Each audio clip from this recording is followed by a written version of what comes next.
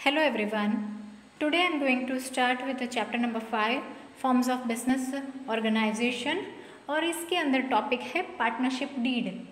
Okay, तो यहाँ पर इस ईयर 2020 हमारा जो कोर्स है उसके अंदर इस टॉपिक को एक्सक्लूड कर दिया है, पर इन फ्यूचर आपको 12th के अंदर ये हेल्पफुल रहेगा क्योंकि पार्टनरशिप डीड जो है वो पार्टनरशिप के बुक्स ऑफ अकाउंट्स कैसे मेंटेन करने हैं, पार्टनरशिप डीड क्या है, उसके अंदर क्या क्या इंक्लूड है, तो इसके लिए आपको बेसिक क्लियर हो, इन फ्यूचर भी हेल्पफुल हो, इसीलिए आपको ये स्टडी करना है। आपको एग्ज़ाम के अंदर 30% कोर्स एक्सक्लूड किया है, उसमें पार्टनरशिप डीड नहीं है। ओके, पर आपको for your kind information you have to be thorough with this deed. Okay, तो पार्टनरशिप में अग्रीमेंट नहीं होता है, तो पार्टनरशिप एक्ट के अकॉर्डिंग टू पार्टनरशिप डीड बनाई जाती है और उसके अंदर ये सारे टर्म्स एंड कंडीशंस ऑलरेडी बनाए गए हैं according to the partnership act 1932। उसके अंदर इंक्लूड है name and address of the firm, means कहाँ का फर्म है, और उसका एड्रेस मीन्स एग्जिस्टेंस, क्योंकि वो भी एक लीगल एग्जिस्टेंस है। Firm is also having the legal existence. फिर name, address and age, type and telephone number of the partners. अब पार्टनर्स की सारी इंफॉर्मेशन भी बिजनेस में चाहिए और वो रजिस्ट्रार के पास रजिस्टर करनी रहती है। नेक्स्ट है purpose and type of the business. Business जो होता है फर्म, वो तो चलता है, it is a legal activity, पर उसका type means small size business है, बिग साइज है, कौन से टाइप है, और क्या प्रोडक्शन क्या करती है, मीन्स प्रोडक्शन है या सर्विसेज रेंडर करती है, किस चीज़ का प्रोडक्शन है, केमिकल टाइप है, लिक्विड टाइप है, व्हाटएवर, तो दैट इंफॉर्मेशन अबाउट। नेक्स्ट है date of establishment and duration of the firm, means जहाँ से फर्म शुरू हुआ है वहाँ से लेकर कितने टाइम तक ये पार्टनरशिप चलेगी। जैसे कि ईयर 2020 में बिजनेस शुरू किया है और अप्रॉक्सीमेटली 20 ईयर्स तक चलेगा, तो उसका लाइफ स्पैन 2040 तक रख सकते हैं। Okay, so that is a duration 40 years तक। Then detail of the partners capital, means वो कितने पैसे बिजनेस में लाते हैं एज अ कैपिटल, हर एक partner. Interest on the capital, means उनको फर्म कितना कितना ब्याज देगी, क्योंकि पार्टनर का पैसा यूज़ होता है बिजनेस के अंदर।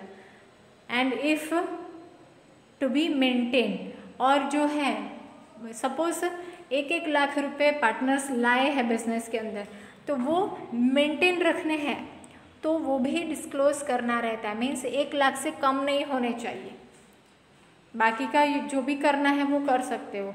So like that also terms and conditions हो सकता है कि मेंटेन कितना कैपिटल रखना है। Partners borrowing, interest on borrowing and there limits. Borrowing का मतलब है पार्टनर घर पे कितना पैसा ले जाता है बिजनेस में से, और जब घर पे ले जाता है तो बिजनेस चार्ज करती है इंटरेस्ट, और वो लिमिट भी बताई जाती है, नहीं तो फिर विड्रॉ करता जाएगा। So it is very difficult for business to run. तो इसीलिए पार्टनर्स का विड्रॉइंग और उसके ऊपर का इंटरेस्ट और उसकी लिमिटेशन तीनों मेंशन करनी रहती है। Rate of interest on loan given by the partner. अब अगर पार्टनर के पास और ज़्यादा पैसे हैं और वो पार्टनरशिप फॉर्म के अंदर देना चाहता है, तो वो लोन दे सकता है, पर उसके ऊपर इंटरेस्ट भी लेगा पार्टनर, क्योंकि वो पर्सनल अमाउंट उसने बिजनेस को यूज़ करने के लिए दिया है। नेक्स्ट है ratio of profit and loss distribution, means generally ratio नहीं दिया है तो 1:1 होता है, पर अगर ये रेशियो दिया है तो कोई भी रेशियो हो सकता है, 2:1, 4:2, वॉटेवर। नेक्स्ट है distribution of work among the partners, means कौन सा पार्टनर क्या काम करेगा, एडमिनिस्ट्रेशन पावर किसके पास होगा।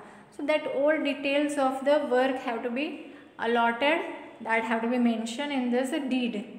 Detail of salary, commission and other facilities जो भी पार्टनर लेता है बिजनेस में से, वो सबको मेंशन करना है एडिशनल, अदर देन प्रॉफिट होता है ये। Provision for accounting and books keeping of the partnership firm, means हर एक बिजनेस को अपने बुक्स ऑफ अकाउंट मेंटेन करने पड़ते हैं, मीन्स कितना टर्नओवर हो रहा है वो डिस्क्लोज करना पड़ता है। तो उसके लिए कौन प्रोविज़न किसको किया गया है, मीन्स सीए को दिया गया है या फिर खुद पार्टनर लिख रहा है, so that also have to be declared. Provision of power of opening bank account for banking transaction, bank account जो है वो सारे पार्टनर बिजनेस मैनेज करे या any one of that partners. तो बैंक अकाउंट किसके नाम का होगा, कौन मैनेज करेगा, सारे बैंकिंग ट्रांजैक्शंस कौन हैंडल करेगा, तो ये सब भी डिस्क्लोज करना रहता है। Method of valuation of goodwill, goodwill की वैल्यूएशंस आपको 12th स्टैंडर्ड में पढ़ने को आएगी, तो उसमें बहुत सारे वेराइटीज़ ऑफ गुडविल मेथड है वैल्यूएशन करने की। तो उसमें say that is weightage average method, average method, capitalised method, तो इसमें से कौन सी वैल्यूएशन मेथड यूज़ करनी है गुडविल की, तो उसके लिए भी बताया जाता है। Provision of intermediaries for solution of disputes and different opinions, तो जब अगर पार्टनर के बीच में डिस्प्यूट्स अराइज होते हैं, मीन्स झगड़े होते हैं, तब उनको सॉल्व करने में कौन इंटरमीडियरी रहेगा, तो वो बताया जाता है।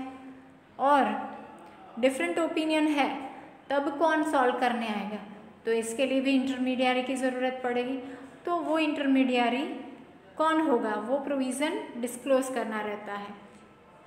Signing authority for various documents, हर एक डॉक्यूमेंट्स जो थर्ड पार्टी ट्रांजैक्शंस करने होते हैं, बैंक के अकाउंट्स ऑपरेट करने होते हैं, तो वो कौन अथॉरिटी लेगा, साइनिंग अथॉरिटी ऑफ डॉक्यूमेंट्स। जैसे कि मशीनरी लाए, किसके नाम पर लाए,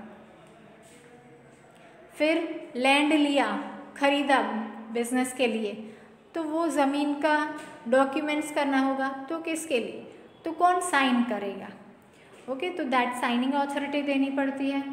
provision for admission of a new partner और retirement of the older partner, तो यहाँ पर नया पार्टनर कब आएगा और वो क्या लेकर आएगा, दैट ऑल प्रोविज़न्स बताते हैं। और रिटायरमेंट, जो एग्जिस्टिंग पार्टनर है वो रिटायर कब होगा, तो वो सब भी डिस्क्लोज करना रहता है। Rights and duties of the partner, means कौन सी जिम्मेदारियाँ हैं, कौन से रूल्स एंड रेगुलेशंस फॉलो करने रहेंगे बिजनेस के, that have to mention. Provision for admission of minor partner, और सम एडवर्स सिचुएशन में अगर माइनर पार्टनर्स को एंट्री देनी है तो उसके लिए क्या योगदान है, प्रावधान दिया गया है, so that provision also have to be made. Then provision for settlement of accounts at the time of dissolution, dissolution के टाइम पर क्या होता है, कंपनी का अस्तित्व खत्म कर देना रहता है पार्टनरशिप फॉर्म का, तब सेटलमेंट करना पड़ता है, मीन्स हिस्सेदारी होती है पार्टनर के बीच में, सब असेट्स लायबिलिटीज सब कुछ डिस्क्लोज कर देना है। तो उस टाइम पर सेटलमेंट जो भी है उसका परफेक्ट डिसोल्यूशन के बाद का सेटलमेंट ऑफ द अकाउंट, जिससे डिस्प्यूट्स अराइज ना हो, ये भी करना ज़रूरी हो। So this is about the partnership deed. Next है हमारा difference between sole proprietorship and the partnership firm. यहाँ पर डिफरेंस दिया गया है। In case of partnership deed, अगर पार्टनरशिप डीड की एब्सेंस है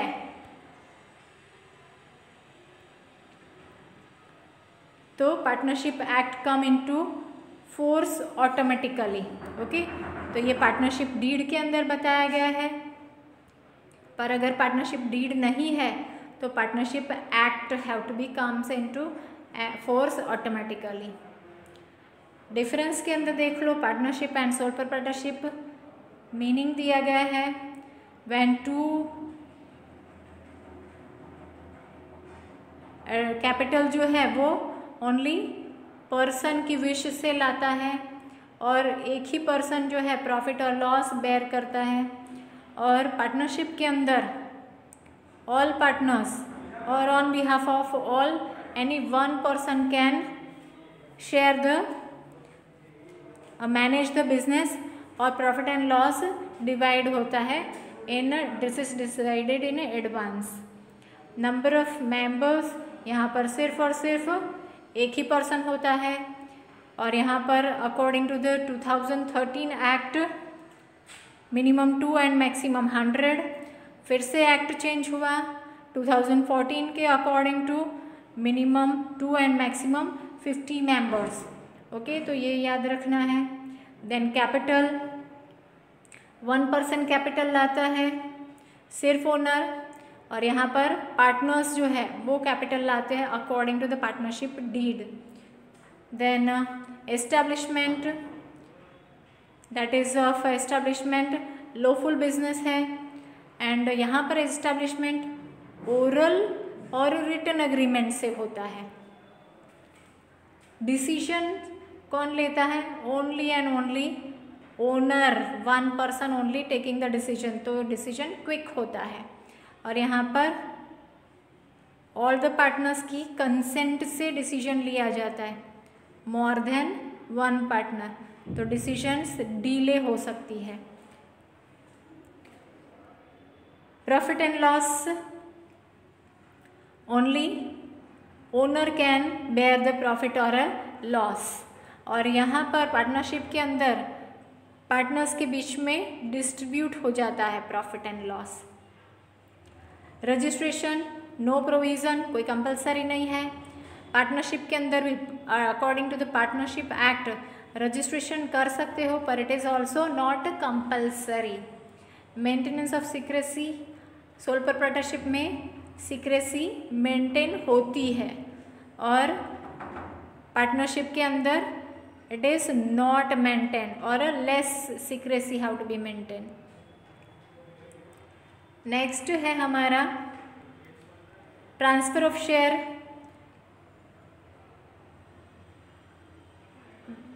ओनर डिसाइड ही can transfer the share easily. एक ही पर्सन जब मैनेज करता है तो उसके बेटे को सौंप सकता है बिजनेस, शेयर ट्रांसफ़र कर सकता है। पर पार्टनरशिप के अंदर सारे जो पार्टनर हैं उनकी परमिशन मिलती है, then only can transfer the share. Risk यहाँ पर सिर्फ और सिर्फ ओनर ही बेयर करता है रिस्क को सोल प्रोप्राइटरशिप में, और पार्टनरशिप के अंदर risk of the firm is distributed among the partners. Okay, so this is about the lesson. Difference खत्म हुआ। Study it well. Thank you.